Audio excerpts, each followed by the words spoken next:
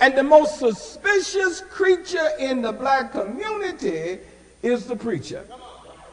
There's less suspicion around the pimp than there is around the preacher. The preacher is the most questionable character in the culture. Why do you know it's all right for a pimp to drive a Cadillac, a Mercedes, or a Jaguar, even though he gets it by putting our mothers and our sisters and our daughters on the street? But if the preacher drives one, he's exploiting the people. Strange value system. I mean, even the drug pusher is considered in some area of the black community to be rendering a service, while the preacher does nothing for a living. I mean, if the preacher dress, well, he's too flashy. If he doesn't half dress, he ought to fix himself up. If he loves his family, he thinks they're the only family in the world. If there are signs that he neglects them, he ought to be ashamed of himself.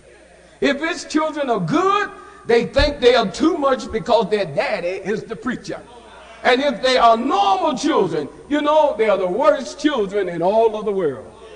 If the preacher doesn't have anything, nobody seeks to make sure he gets anything. And if he's fairly well off, they start competing with him and want to make sure he gets none of their money. If his wife is good looking, she thinks she's too cute.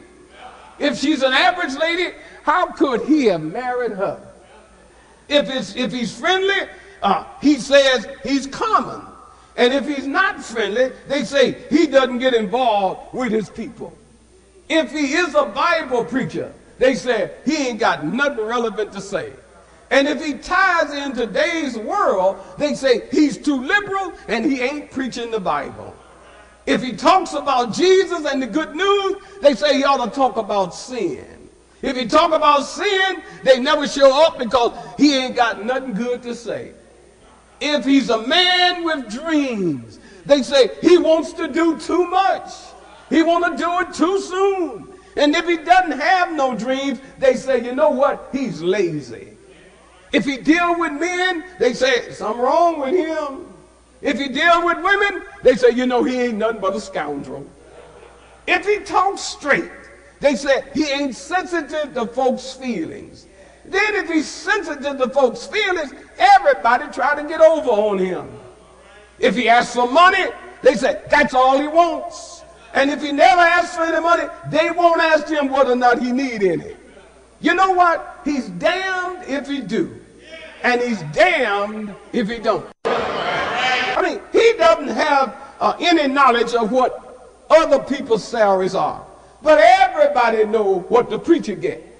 And when he preaches, they announce what they're going to give him, and then they've got the nerve to tell him, Reverend, we ain't even trying to pay you.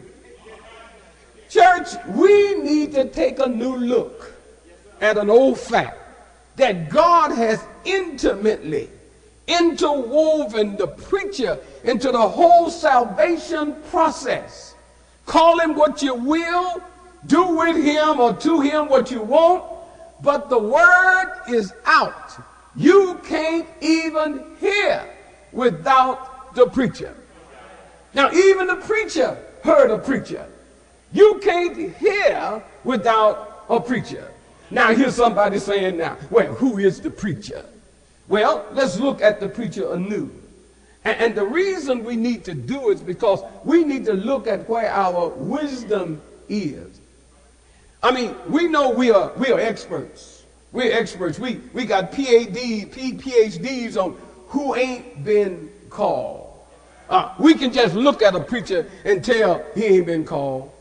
I mean, if his hair's too long, he ain't been called. If he wears a jerry curl, you know he ain't been called. If he wear bright color suits, you know he ain't been called. I mean, if he's bald at too early an age, you know he ain't been called. If he's been to seminary, we say seminary doesn't make a preacher. And if his father was a preacher, you figure he's daddy called and he's mama sent. We're experts on who ain't called. But the painful reality is, and we don't even ever point it out, they don't listen to those who they think might be called. I mean, we are forever suspicious of this creature called the preacher. Who is the preacher? Who is this creature? Well, first of all, be it known, he is nobody extraordinary. He has an extraordinary work, but he is ordinary. Church, he's so ordinary until Paul says he's the chief of the sinners to whom he sent to preach.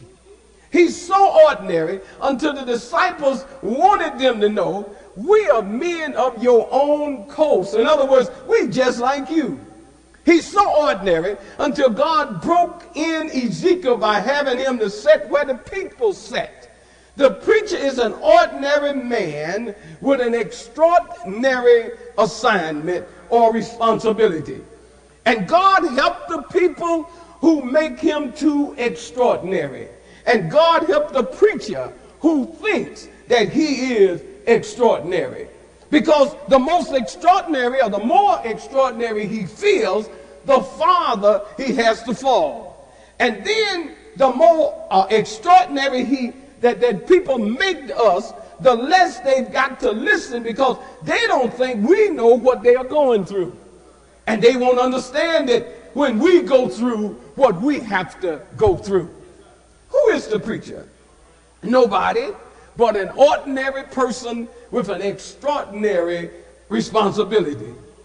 Somebody said, well, what really identifies him?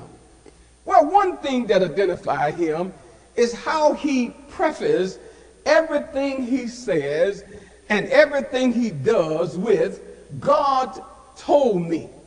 The Spirit shared with me to tell you. It's his voice. But we need a finite, attuned hearing, because there is an accent with which he speaks that differ from when others speak. When you hear his words, they ring as though they are from another world. And it's not akin to the Caribbean. But it's akin to the celestial, because it's a divine echo. It has a human amplifier, but it has a divine speaker. It's the voice of the infinite coming through the vocal cords of the finite. Others need the preacher too, because morticians need him to complete their work. Doctors' extremities is preachers' opportunity. Politicians need preachers for elections and re-elections. Homes need him and acknowledge they need him when they break up. Now, when they're doing well, they don't want him nowhere around. But when their marriage fall apart, they send for the preacher. Children who can't be reprimanded and can't be taught by him when they are teachable are given to him by parents when they can't do nothing with them. Others need the preacher. Well then, preacher, what is our obligation to the preacher? And you need to wake somebody up so they can hear this. What is our obligation to the preacher? Nothing. N-O-T-H-I-N-G. Nothing.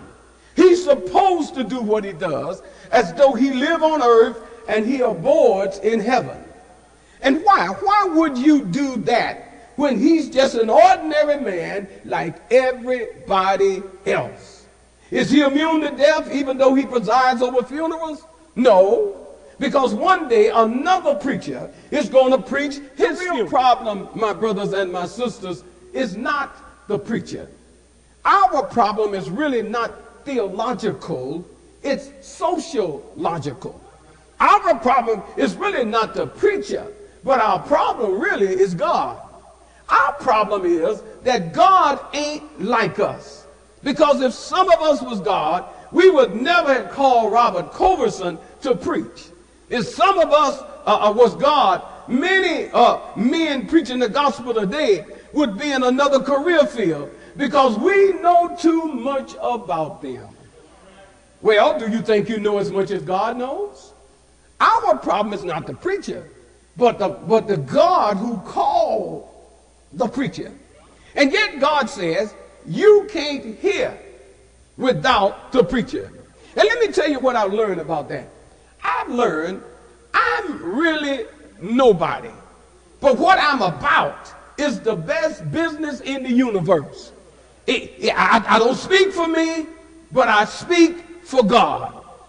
Now, I may be a liar, but when it comes to this book, this Bible, I've got to tell you the truth. And what I know is the Holy Ghost can bring the truth